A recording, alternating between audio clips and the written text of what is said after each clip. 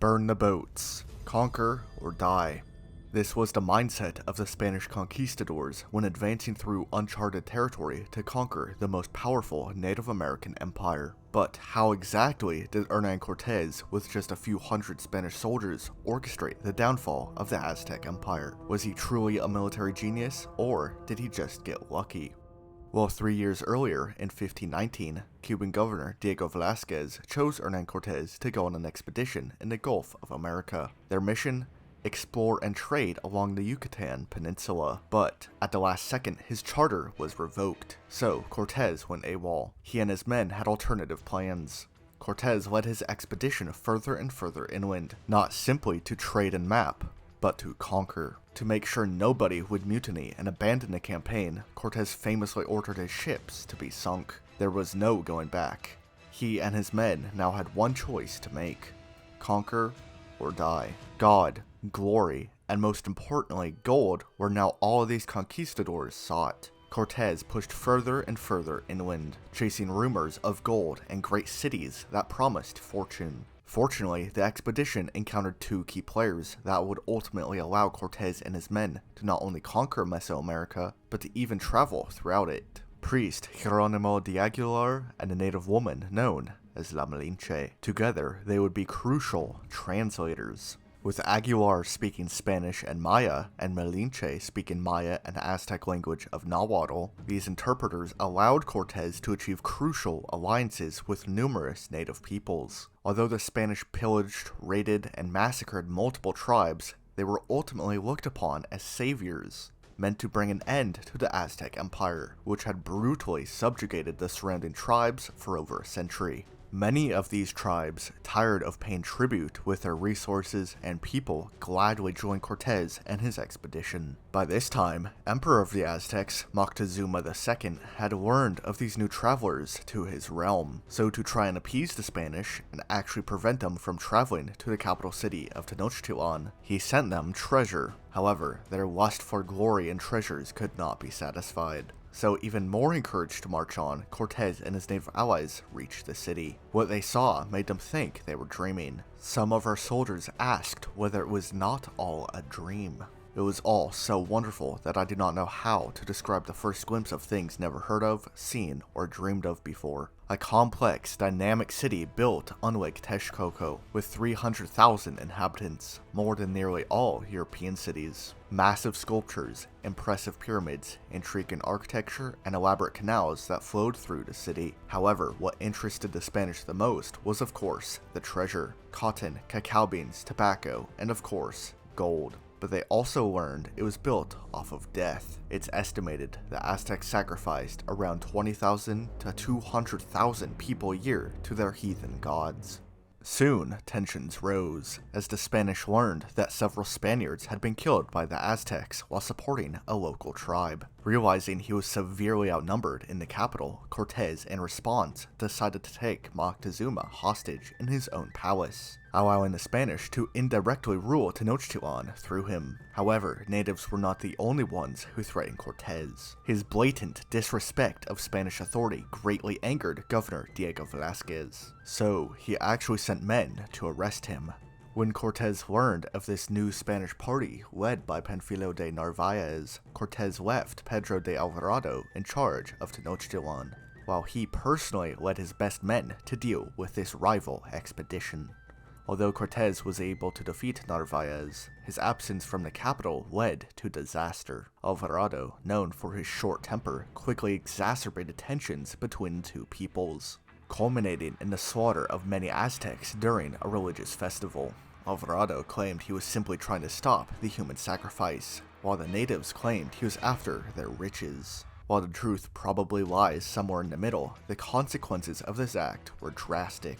When Cortés returned, he found his men under siege, threatened by the revolting Aztecs. In a final, desperate attempt to calm his people, Moctezuma addressed the crowd, but it was no use. They were fed up with him and the Spanish. Sources vary on if he was killed by his own people or the Spanish, but one thing was certain: Moctezuma was dead. So Cortés, with no other options to hold off the rebellion, and low on gunpowder, food, and water, decided to order a full-on retreat. During the rainy night of June 30th, 1520, the Spanish attempted a desperate escape. However, things soon went south. The Spanish quickly discovered their only way out was destroyed. The Aztecs had destroyed many of the bridges out of the island, so the Spaniards had to rapidly build a portable bridge. And although some got across, soon they were surrounded by hundreds of Aztec warriors. Men on foot and war canoes from the water brutally attacked the conquistadors and their allies, and, weighed down by their supplies, weapons, and gold, the men found it near impossible to fight off the attackers and cross the narrow bridges. Eventually, the bridges collapsed, plunging over half of the Spanish into the water. An estimated 400 to 800 Spanish and thousands of their native allies had either been killed or captured, leading to their escape infamously being called La Noche Triste, the Night of Sorrows. It was the worst defeat ever suffered by Cortés, but this setback would not determine his future. He wept for his fallen men, but the only thing he could do now is fight on. The Aztecs, now under the leadership of their new emperor, Cuitlahuac, wanted to finish the fight. So he sent bands of warriors after Cortés, who was retreating to Tlaxcala. Although the conquistadors were low on food, water, horses, and gunpowder, Cortés still devised a strategy to win. He would use his limited cavalry and ranged weapons in the wide open, flat ground near Otumba. So, as the Aztecs tried to overwhelm the Spanish with sheer numbers, Cortés organized his musketeers and crossbowmen into defensive formations, which cut down scores of warriors, while his small but effective cavalry force cut through even more. However, even with superior tactics and weaponry, there were still simply too many enemies. So Cortés personally led a bold cavalry charge straight through the enemy in order to strike down their commander. The sudden loss of their leader broke the Aztec formation and morale, leading them to retreat in chaos. The victorious Spanish were able to escape and regroup with more men, and more importantly, new supplies, such as cannons, horses, crossbows, and muskets. Soon, Cortés ordered a siege of Tenochtitlán, starving them of their crucial tribute. One by one, cities around the capital began to fall, but not simply by better tactics or technology. A far more deadly opponent had swept through the indigenous people: disease. The Spanish had brought with them smallpox. The virus began to spread, both among their indigenous allies and the Aztecs. With no prior contact, the natives had no immunity, leaving millions to die not in battle, but by disease they didn't understand. This was great news to the Spanish. Though they didn't fully understand the disease, it seemed luck was on their side. Still, the Aztecs fought viciously. So, to overcome the defenders, Cortés ordered the completion of 13 specialty-built warships on Lake Texcoco. With these ships and his native allies' canoes, Cortés was able to battle the thousands of enemy canoes on Lake Texcoco. For 93 days, Cortés organized the persistent assault on the Aztec capital. Men, horses, and ships attacked and attacked. Hundreds of Spanish and hundreds of thousands of natives clashed and clashed. The siege began to tighten as men brutally fought in the streets. Finally, on the 13th of August, all resistance fell. However, that was just the beginning of the end. The vengeful Spanish and their allies slaughtered the inhabitants, not just the men, but the women and children too. No one was safe. Men burned and destroyed many buildings, while looting and pillaging the gold and treasures in the city. Several years after the incident, a nahuatl poem was created. Misery is pouring, misery is felt. Tears are pouring, teardrops are raining there in Tlaxcala. The Mexican women have gone into their lagoon. The smoke is rising, the haze is spreading.